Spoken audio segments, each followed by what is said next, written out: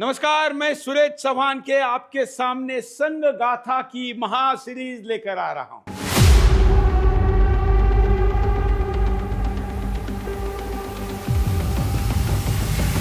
संघ गाथा में आपका बहुत बहुत स्वागत है।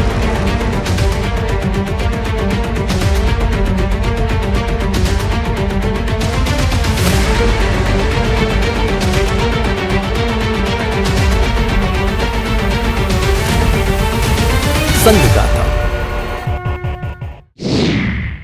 संघ गाथा देख रहे हैं आप और मैं सुरेश चौहान के आपका स्वागत करता हूं एक और अध्याय में।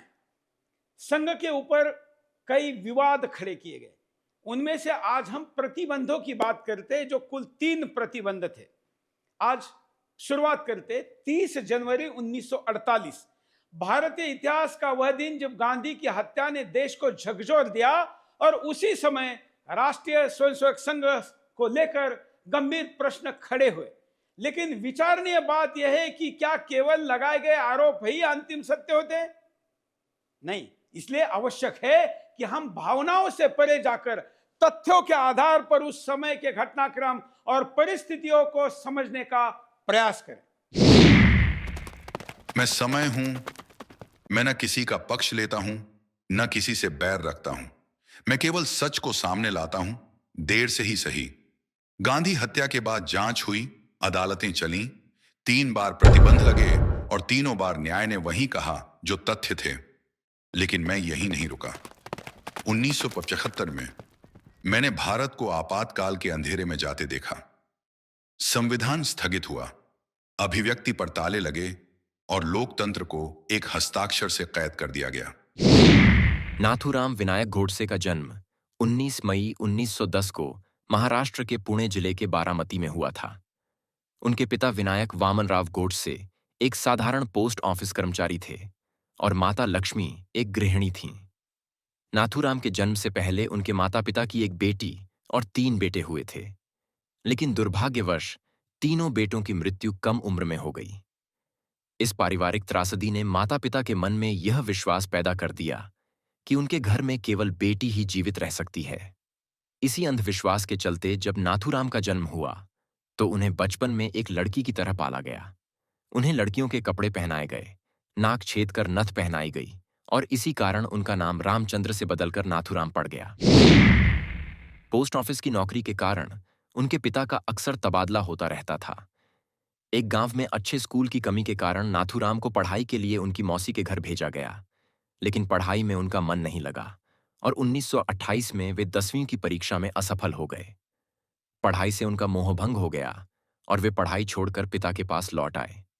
1929 में जब परिवार रत्नागिरी आया, उसी समय देश में महात्मा गांधी के नेतृत्व में चंपारण सत्याग्रह और असहयोग आंदोलन की गूंज हर तरफ थी। गांधी विदेशी वस्त्रों के बहिष्कार और कांग्रेस से जुड़ने की अपील कर रहे थे। इन आंदोलनों से प्रभावित होकर नाथूराम भी कांग्रेस के कार्यक्रमों और प्रदर्शनों में शामिल होने लगे।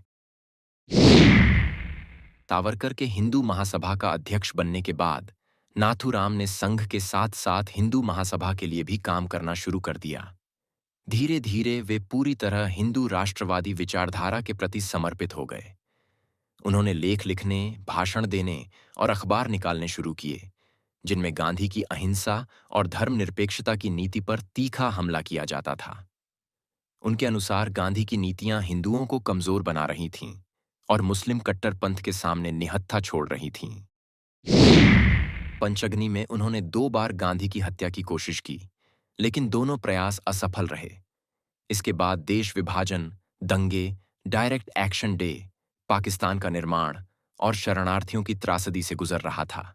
इन घटनाओं और गांधी के बयानों ने नाथूराम के भीतर आक्रोश और नफरत को और गहरा कर दिया। 13 जनवरी 1948 को गांधी के अनशन और भारत सरकार द्वारा पाकिस्तान को 55 करोड़ रुपए देने के फैसले ने उसे पूरी तरह उग्र कर दिया। उसे लगने लगा कि गांधी भारत के हितों के विरुद्ध काम कर रहे हैं।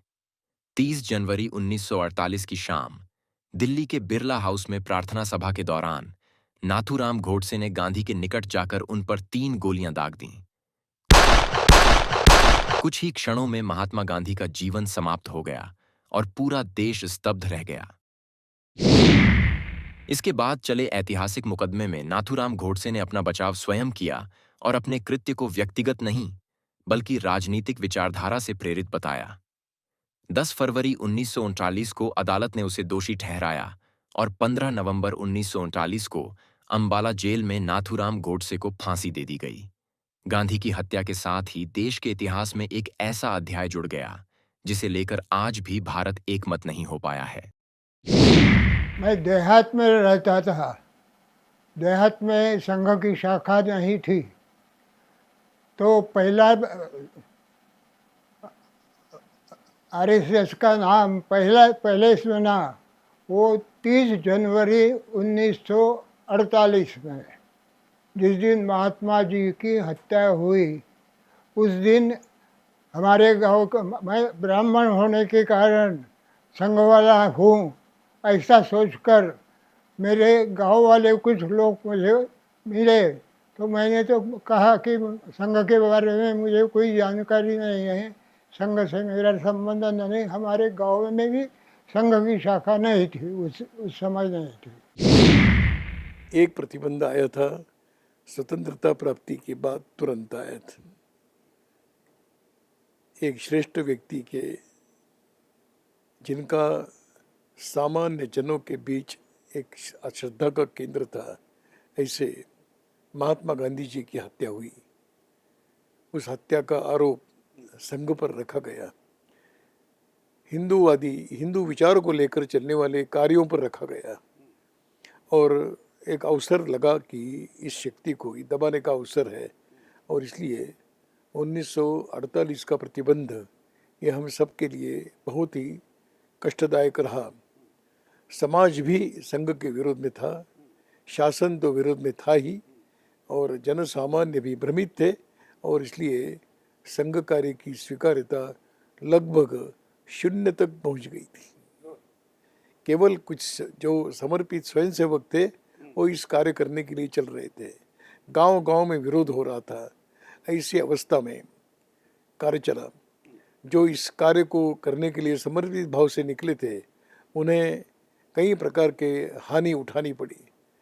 घरों के करता धरता व्यक्तियों की हत्या होना, कई प्रकार की अपने संपत्ति को अपने आंखों से नष्ट होते हुए देखना। उस समय कोल्हापुर में एक चित्रपट निर्माता थे बालजी पेंढारकर, उनका सारा स्टूडियो जला दिया गया था। उस समय उसकी कीमत 3 करोड़ रुपए थी। लेकिन जब किसी ने कहा कि बालजी अब ये क्या होगा, उन्होंने कहा मैं ताकत रखता हूँ, मैं इसको फिर से खड़ा करूँगा। और हम देखते हैं कि उन्होंने इस पुरुषार्थ को सिद्ध किया। कई लोगों की नौकरियां चली गई बिना किसी अपने स्वयं की चिंता न करते हुए।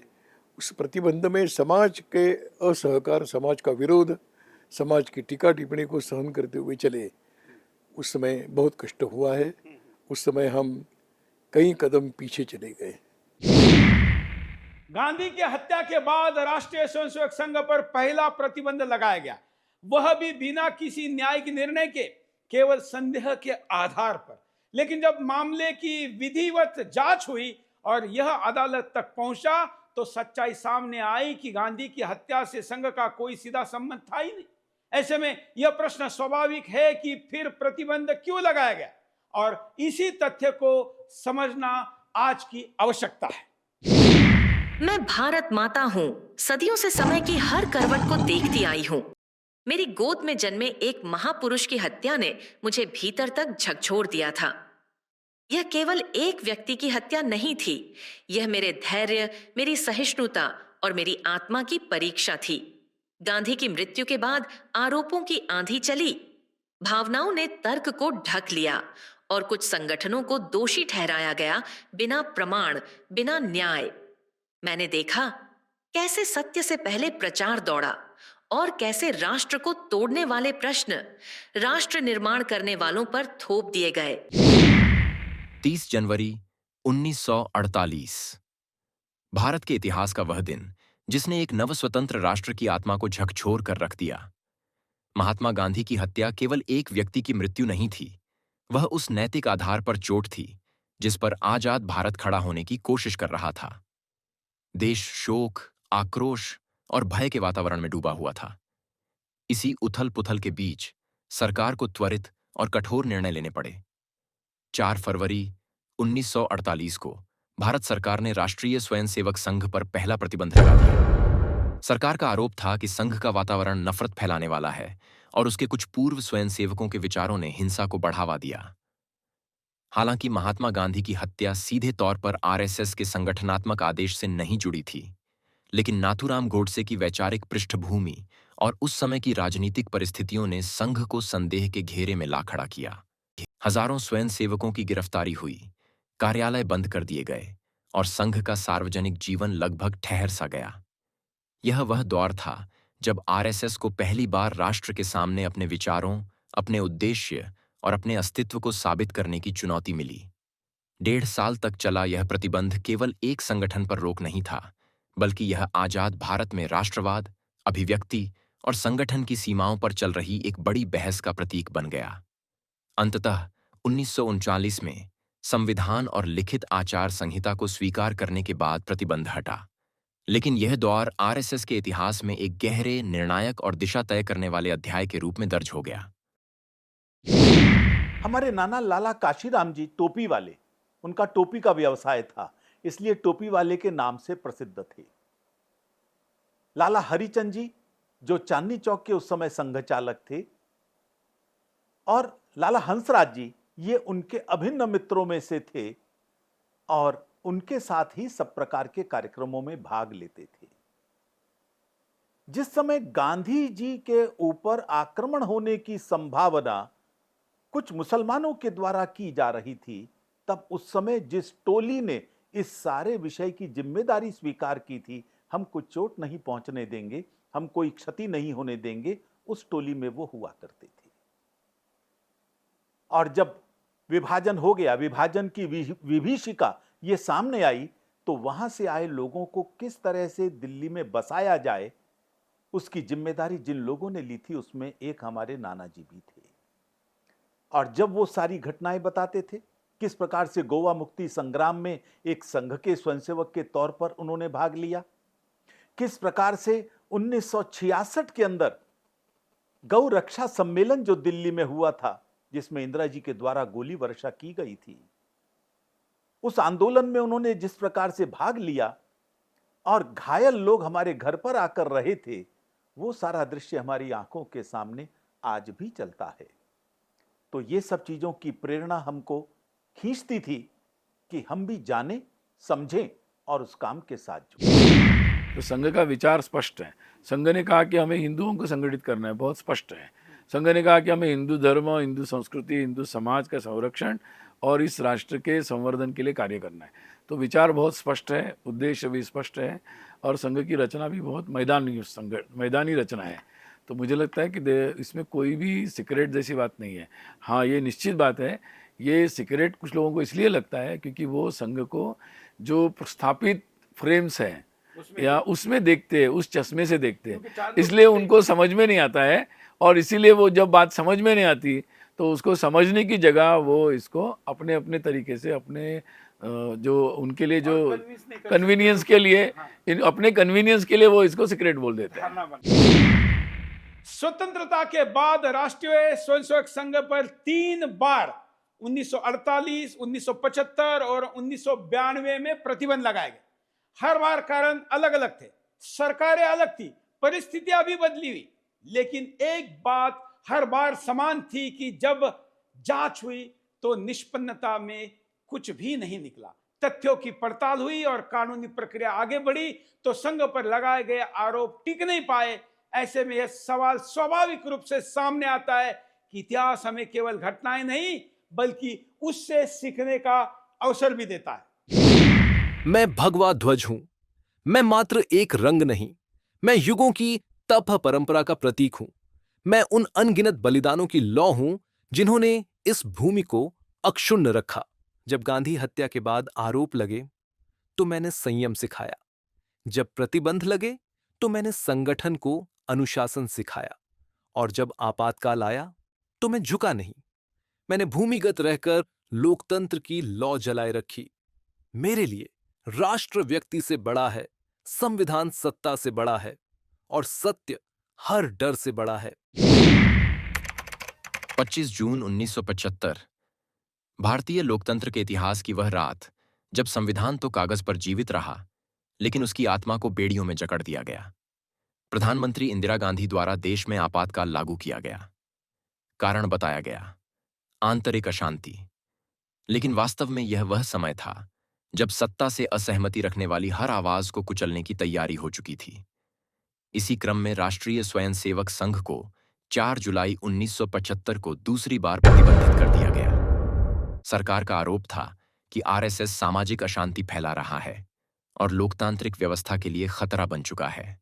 प्रतिबंध लगते ही देश भर में संघ के हजारों स्वयंसेवकों को बिना मुकदमे के जेलों में डाल दिया गया। शाखाएं बंद कर दी गईं, साहित्य जब्त कर लिया गया और संगठन को भूमिगत होने पर मजबूर कर दिया गया। लेकिन यह दौर केवल दमन का नहीं था, यह प्रतिरोध की भी कहानी थी। जेलों में बंद स्वयंसेवकों ने सत्याग्रह, अनुशासन और वैचारिक दृढ़ता के साथ आपातकाल का सामना किया। बाहर भूमिगत नेटवर्क के जरिए लोकतंत्र की लौ बुझने नहीं दी गई। आरएसएस इस समय विपक्षी दलों, छात्र आंदोलनों और नागरिक स्वतंत्रता के संघर्षों के साथ खड़ा दिखाई दिया। यह वही दौर था जिसने भविष्य में जनता पार्टी के गठन और 1977 में इंदिरा गांधी की हार की पृष्ठभूमि तैयार की। 21 मार्च 1977 को आपातकाल समाप्त हुआ और प्रतिबंध हटा लिया गया।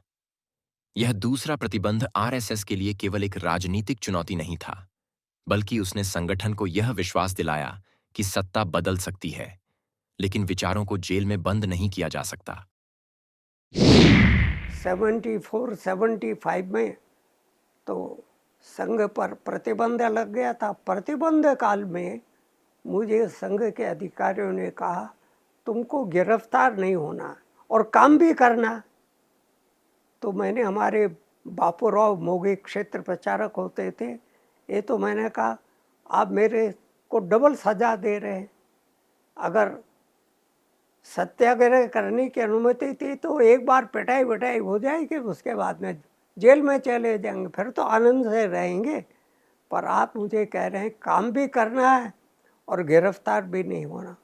तो मैंने पूरे आपातकाल में इस को ध्यान में रखा। और चूंकि मेरा अपॉइंटमेंट उस समय पर दिल्ली में हो चुका था, मेरे वारंट हरियाणा में था। मैं पुलिस की निगाह में केवल हरियाणा का कार्यकर्ता माना जाता था।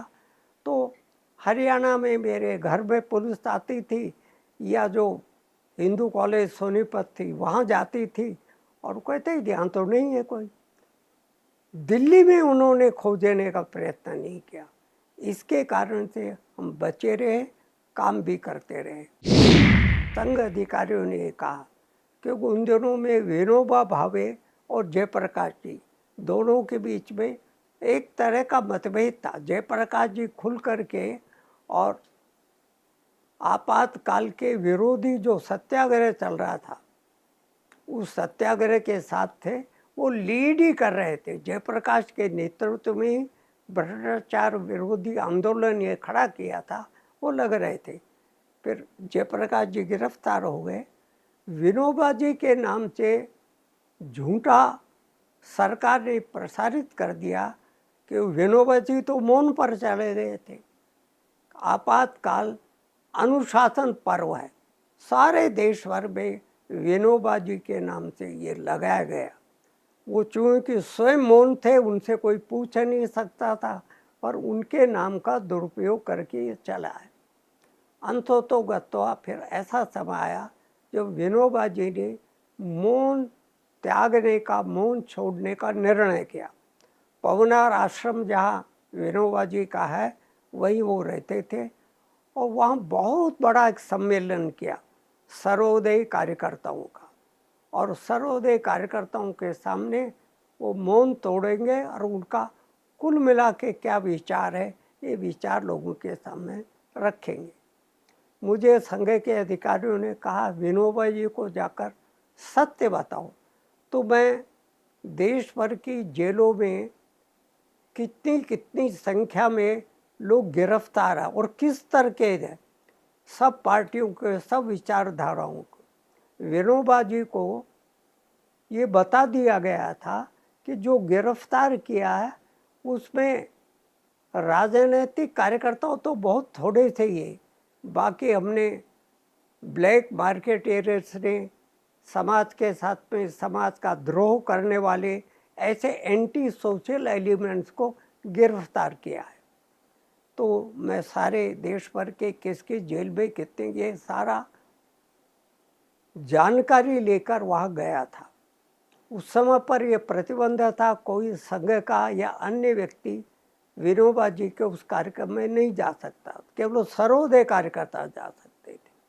तो मैंने हरियाणा के जो सर्वोदय कार्यकर्ता थे बड़े, उनकी अनुमति ली और उनको कहा मुझे सर्वोदय कार्यकर्ता के नाते से वहाँ कृपा करके भेजे। तो सुधीर भाई के नाम से मैं पवनार आश्रम गया और विनोबा जी के सामने सारे तथ्य रखे। उनकी आंखें खुल गई, उन्होंने कहा अरे हमको तो ऐसा बताया नहीं। और तब से विनोबा जी का आपात स्थिति के संबंध में विचार बदला और तब उन्होंने कहा अगर ये ऐसा है तो इसके खिलाफ देश के समझदार लोगों ने, प्रबुद्ध लोगों ने आंदोलन करना चाहिए। आपातकाल में सब प्रकार के लोकतंत्र को समाप्त करना है, ये सोचकर ही उस समय के प्रधानमंत्री कदम उठाया। एक काला कानून लाया गया और संघ के पर प्रतिबंध तो आया, पर संघ के साथ साथ अन्य भी 20-25 संस्थाओं को उन्होंने प्रतिबंधित किया। केवल संघ को प्रतिबंधित नहीं कर सकते थे, इसीलिए बाकी लोगों के भी नाम जोड़े गए, अन्यथा उनका कोई संबंध नहीं था। लेकिन उस प्रतिबंध में समाज संघ के साथ था। कुछ राजनीतिक तत्व भले ही विरोधी होंगे, परंतु समाज जानता था कि किस प्रकार का काला कानून लाया है, इतना इसमें व्यक्ति का स्वतंत्र शेष रहेगा न लोकतंत्र शेष रहेगा। और इसलिए उस कालखंड में समाज का पूर्ण सहयोग, भूमिगत रहने वाले कार्यकर्ताओं ने तो अनुभव किया, लेकिन समाज जागरण में भी बहुत बड़ी भूमिका रही। मैं समझता हूँ कि 1975 का प्रतिबंध हमको 10 कदम आगे लेकर गया।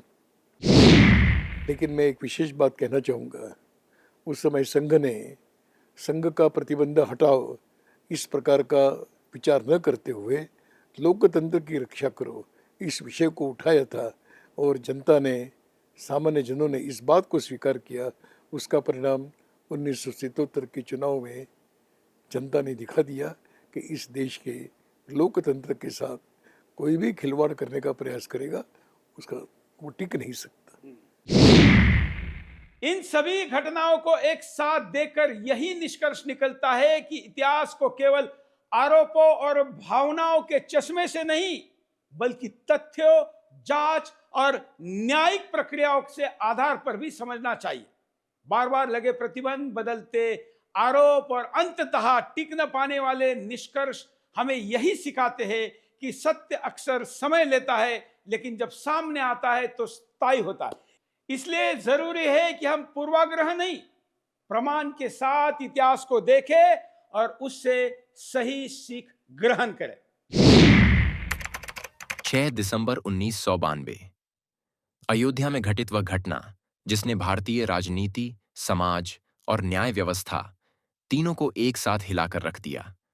बाबरी मस्जिद का ढाया जाना केवल एक ढांचे का गिरना नहीं था, यह उस दौर की सबसे संवेदनशील सामाजिक दरारों को सामने ले आने वाला क्षण था। देश के कई हिस्सों में सांप्रदायिक तनाव फैल गया, हिंसा भड़की और केंद्र सरकार पर त्वरित कार्रवाई का भारी दबाव बन गया। इसी पृष्ठभूमि में 10 दिसंबर 1992 को प्रधानमंत्री पीवी नरसिंह राव की सरकार ने राष्ट्रीय स्वयंसेवक संघ पर तीसरी बार प्रतिबंध लगा दिया। सरकार का तर्क था कि बाबरी विध्वंस के पीछे सक्रिय संगठनों और विचारधाराओं को जिम्मेदार ठहराया जाना आवश्यक है, ताकि देश में शांति और कानून व्यवस्था बहाल की जा सके। प्रतिबंध के साथ ही आरएसएस, विश्व हिंदू परिषद और बजरंग दल जैसे संगठनों को गैर कानूनी घोषित कर दिया गया। संघ के कार्यालय सील हुए, गतिविधियां रुकीं और कार्यकर्ताओं पर कड़ी निगरानी शुरू हो गई। लेकिन यह प्रतिबंध एक बार फिर सीधे सीधे वैचारिक टकराव का प्रतीक बन गया। आरएसएस ने आरोपों को खारिज करते हुए कहा कि वह एक सांस्कृतिक संगठन है और बाबरी ढांचे के विध्वंस का निर्णय उसका संगठनात्मक आदेश नहीं था। कानूनी लड़ाई शुरू हुई, जांच आयोग बने और महीनों तक यह प्रश्न देश के सार्वजनिक विमर्श के केंद्र में बना रहा। क्या किसी विचारधारा को घटना विशेष के लिए सामूहिक रूप से दोषी ठहराया जा सकता है? लगभग 6 महीने बाद 4 जून 1973 को सरकार ने प्रतिबंध हटा लिया। अयोध्या में एक कई वर्षों से ढांचा खड़ा हुआ, बाबर के कालखंड से उसको हटाया गया। उसको निमित्त बनाकर फिर एक बार संघ पर प्रतिबंध लाया। उस समय तो सरकार में बैठे हुए लोग भी पूरे मन से इस प्रतिबंध के समर्थन में नहीं थे। मैं मजाक में कभी कभी सहजता से वर्णन करता हूँ कि दरवाजा है, ताला लगा हुआ है, परंतु एक भी दीवार नहीं है, ऐसा प्रतिबंध उस समय था। केवल दरवाजा है, ताला है, आसपास कोई दीवार नहीं। और इसलिए ये प्रतिबंध में से हम उभरते गए। और पहला प्रतिबंध कष्टदायक, दूसरा प्रतिबंध में जनता का समर्थन, और तीसरे प्रतिबंध में प्रतिबंध लाने वालों को भी अपने कदम पर विश्वास नहीं था। यह अनुभव हमने लिया है। तो संघ पर लगे प्रतिबंधों की चर्चा आज के इस ऐतिहासिक एपिसोड में हमने आपके सामने की और उसके सारे तथ्य आपके सामने रखे। आपको फिर भी कुछ कहना है तो आप हमको संपर्क करके इस पर और अधिक जानकारी मांग सकते हैं। हम आपको देने के लिए प्रतिबद्ध हैं। आज के लिए इतना ही। नमस्कार।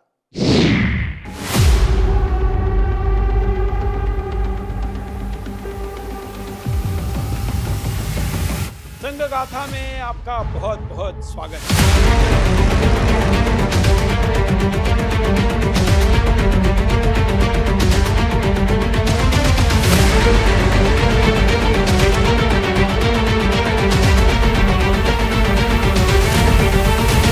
संघ का